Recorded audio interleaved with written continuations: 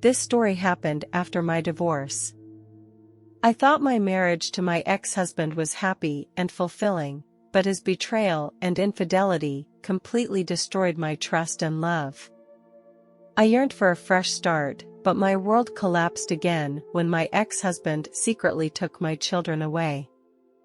I searched 4 places for any sign of my children and my ex-husband, even just a glimmer of hope to keep me going, but no matter how hard I tried, I could never find them. My desperation and helplessness tortured me deeply and left me at a loss for words. At a time when I needed help and support the most, I befriended a man. He was a man who was addicted to illegal drugs and often showed up at local bars and nightclubs.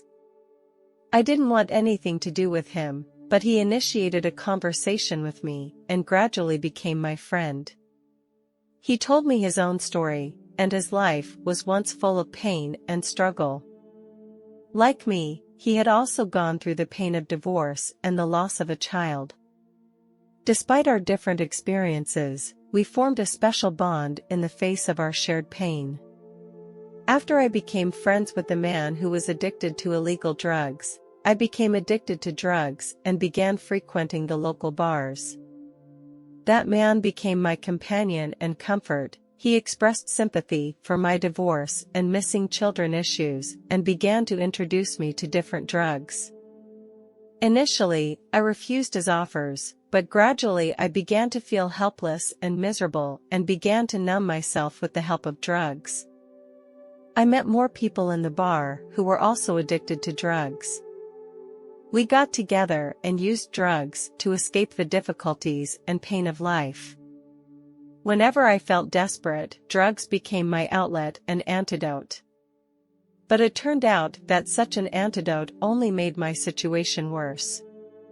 One night, I was partying with the guy in the bar. I had completely lost control of myself and took a lot of drugs. During that crazy night, my life was in danger. I started to lose consciousness and my whole world became a blur. I felt so much pain that I hoped death would rid me of it. However, I never imagined that this ridiculously crazy night would change my life. When I regained consciousness, I found myself in a dark tunnel. There was not a ray of light around me, no sound, just endless nothingness.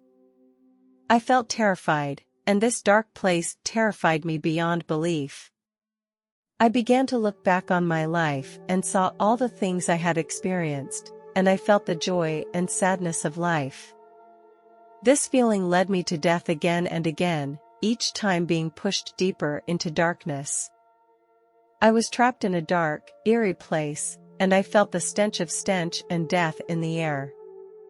The ground was burning lava, and the temperature was so high that I could barely stand it.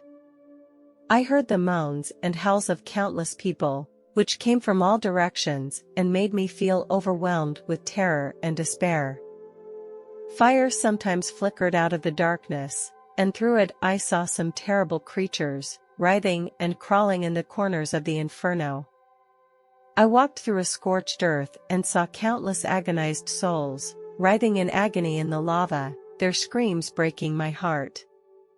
They were caught by some terrible demon and dragged into the lava with spears or hooks.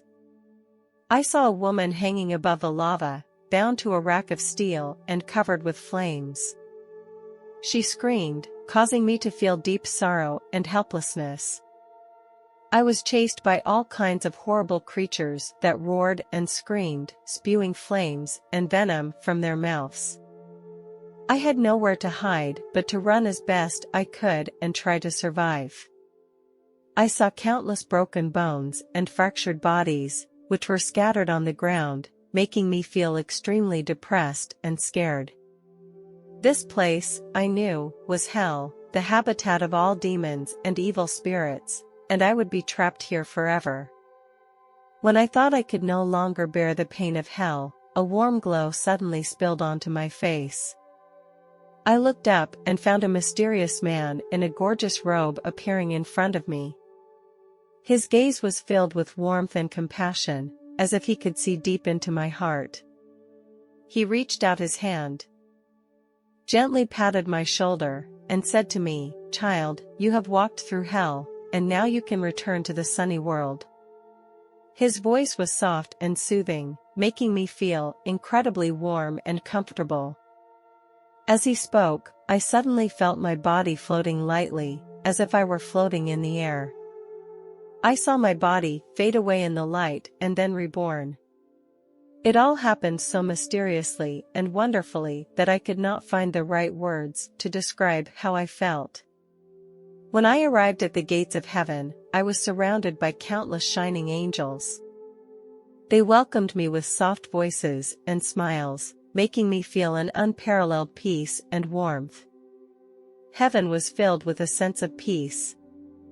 The whole heaven was illuminated by soft light, without a single pollution or blemish.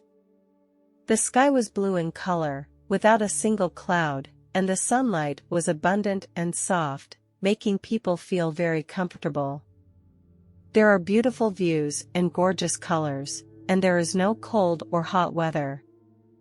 There are many different areas in the paradise, each with its own character and beauty. There was a bright green meadow with all kinds of flowers scattered on it, from blue tumbleweeds to red roses. There are some small streams in the meadow, and some small animals moving around in the meadow.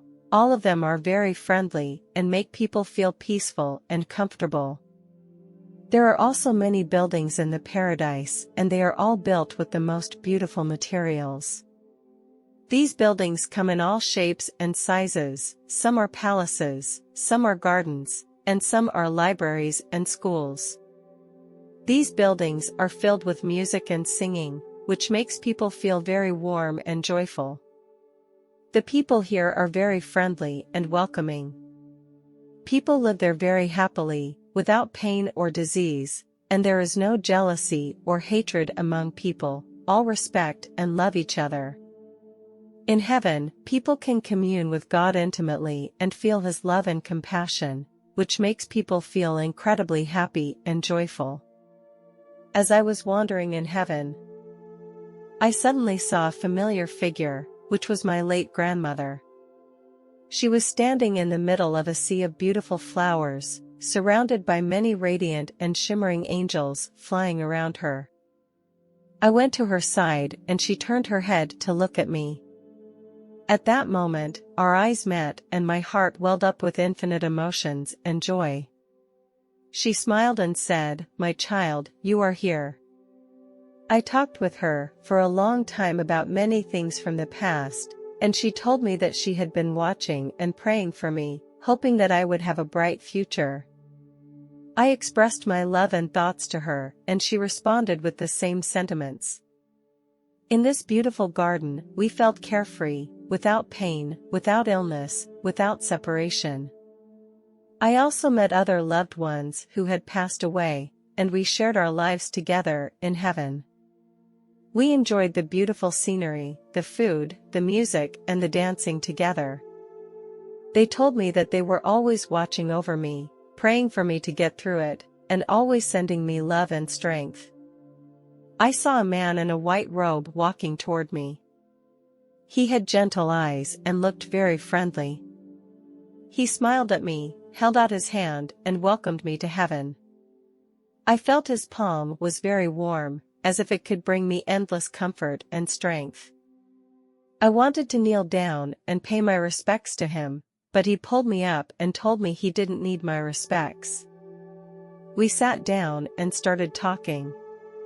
He asked me about my life, my likes and worries, and I poured everything out to him. He listened attentively and did not interrupt me or criticize me.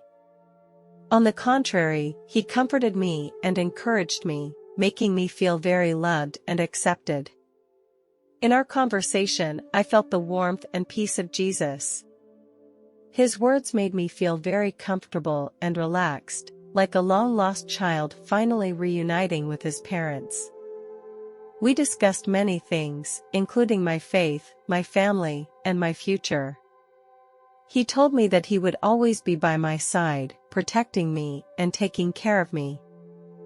Finally, he gently told me that it was time to return to Earth. I was surprised and asked, "Why do you want me to go back to Earth? I would rather stay here all the time." Jesus replied, "Your mission is not yet complete, and you have very important work to accomplish on Earth. Your mission is to help others on Earth and bring them hope and love." I thought of my family and friends and others who needed me. I understood Jesus' words and learned that I had to return to Earth to complete my mission. Jesus smiled at me and said, "Don't worry, I will be with you until you complete your mission." I felt warm and comforted, knowing I would not be alone. I told Jesus I was ready to return to Earth and continue my mission. Jesus gave me a hug and told me he would always be watching and blessing me.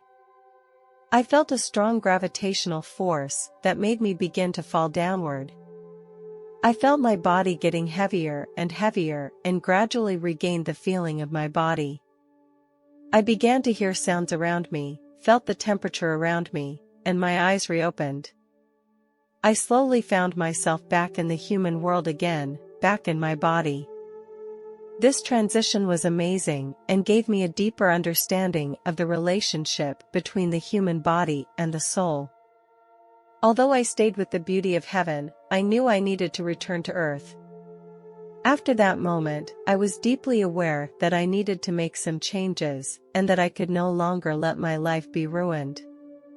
So I began trying to quit illicit drugs and alcohol and slowly regain my physical and mental health and order in my life. I began attending various drug and psychological treatments, learning how to deal with my emotions and stress, and began to take a fresh look at my life. For a long time, I struggled to find my children and my ex-husband, but never received any news. I kept the love and anticipation for my children alive and kept waiting for a miracle to happen. However, even in my darkest days, I never gave up searching and expecting. Years later, I received a social media message from my long-lost children. They found me, and we were finally reunited. In the years since, I have spent every ounce of my being to provide support and love to my children, trying to make them the people they want to be. I am acutely aware of the impact that friend had on my life. I learned from him what not to do and realized the key choices to make in life. It is now clear to me that even in the darkest of times, we cannot lose hope and faith.